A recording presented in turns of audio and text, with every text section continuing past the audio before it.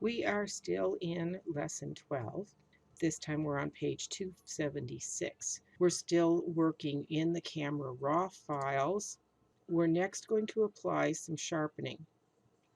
Photoshop offers several sharpening filters, but when you need to sharpen the entire image, Camera Raw provides the best control. The sharpening controls are in your detail panel. To see the effect of sharpening in the preview panel, you must view the image at 100% or greater. So we're going to change back. We want to see the single view. And if you'll double click the zoom tool, you'll zoom in to 100%. You want to get your hand tool and pan the image to see the cross at the top of the mission tower, and you're going to click the detail button to open the detail panel. That's this one. The amount slider will determine how much sharpening is applied. You want to exaggerate the amount of sharpening and then bring it back down after you've set the other sliders. We're going to set the amount slider up to 100. The radius slider determines the pixel area that is analyzed as it is sharpened. For most images, you're going to get the best result if you keep a low radius, sometimes even below 1 pixel. The larger the radius, the more apt you are to get an unnatural look, and it can kind of make it look a little like a watercolor. So we want to go slightly below that 1 pixel. So we're going to go for 0.9. The detail slider tells you how much detail you'll see. Even when this slider is set to 0, Camera Raw still does a little bit of sharpening. Typically, you want to keep the detail very low, so we're going to take this down to 25 if it's not already there. Masking determines what part of the Camera Raw file is sharpened. When the masking value is high, Camera Raw will sharpen only those parts of the images that have strong edges. We're going to put this in the middle of sort of at 61. And you can watch how the edges shift as you're dragging. After you've adjusted your radius, your detail, and your masking, you can then go back and lower the amount slider to finalize it. So we're going to back this down to 70.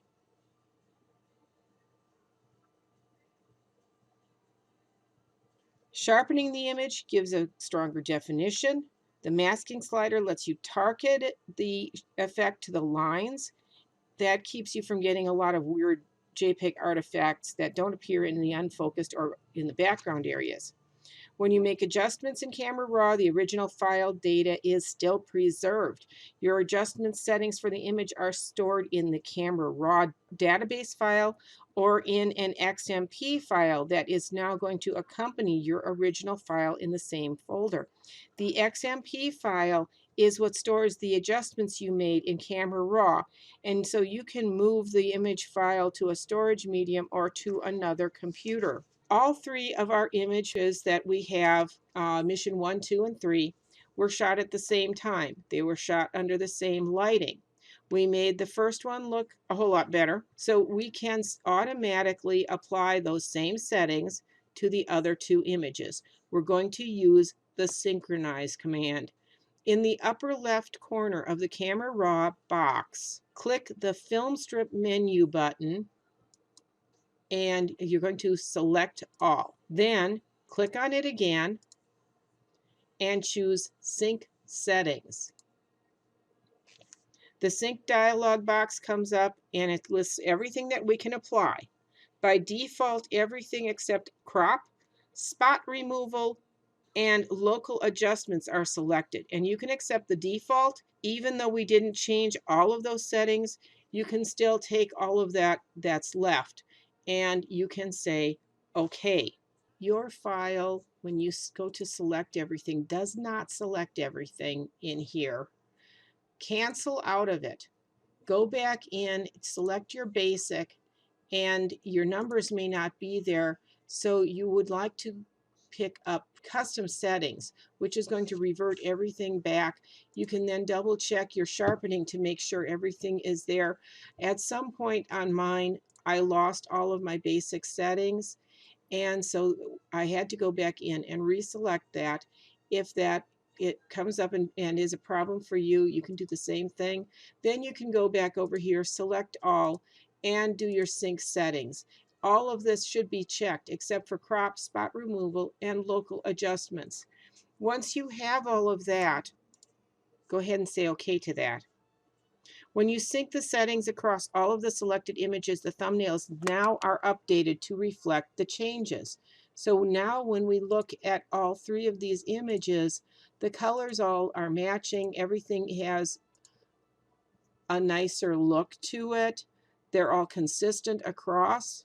Now you can save your changes in different ways for different purposes. First, you'll save the images with adjustments as low-res JPEG files so you can share them. And then you'll save Mission 1 as a Photoshop file that you can open up as a smart object in Photoshop.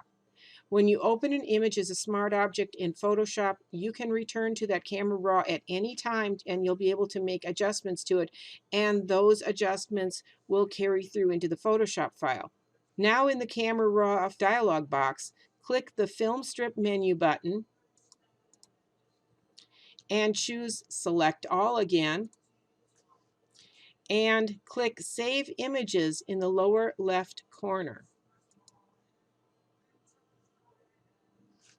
In the Save Options dialog box, choose Save in Same Location, leave document name, and add your initials. In the format, you're going to change that to JPEG and set the quality level. They're telling us 8 or 9 for a high, and that's okay, but you could also select a medium file because we'll have several, which is going to limit this file size down to 500K.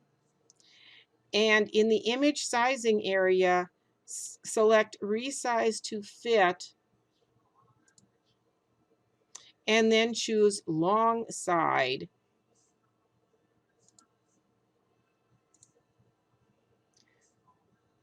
From the resize to fit menu.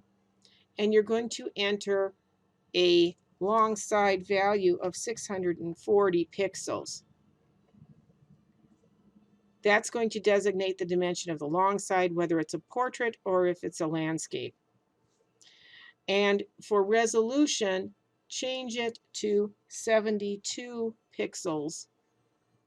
These settings will save your corrected images as a smaller downsampled JPEG file, and you can share those, and you're going to upload those for me. So they'll be renamed with your initials and the JPEG, and then click Save. Bridge brings you right back to the Camera Raw dialog box and shows how many images have been processed until all the images have been saved. The CRW thumbnails still appear in the Camera Raw dialog box, and in Bridge, you now have the JPEG conversions as well. Well, you will as soon as everything is done. Now we're going to open a copy of the Mission 1 image in Photoshop. You're going to select the Mission 1 thumbnail in the film strip in Camera Raw, press the Shift key, and select Open Object in the bottom of the dialog box. You can select Use the embedded file instead of the working space and say OK. This is going to open you up a smart object. You can see over here in the thumbnail that this is indeed a smart object. And so you could go back into Camera Raw and make more adjustments, and those adjustments will then show up here in the Photoshop file. If you had just done Open Image, the image would be open as a standard Photoshop image. So now in Photoshop, do File, Save As. Okay, at this point, you know you've got a smart object in there. You can save this out as the Photoshop file, and when you do, you're going to have that smart object in there. So you could always open this up in Camera Raw again, go in, make more adjustments, and then you would be able to open this up, and those adjustments would be there. Okay, I don't need to see this file. I don't You can save it if you want to, but I don't need to see this one, nor do I need to have you save this one out as a PDF because it's going to be too large of a file. And if you've gotten this far, I know you know how to do this anyway. So what I want to see are those 3 JPEGs that you saved out before. So that'll be fine. You're going to do those. And then you're going to go on to the next section and you're going to make the color corrections to the other files.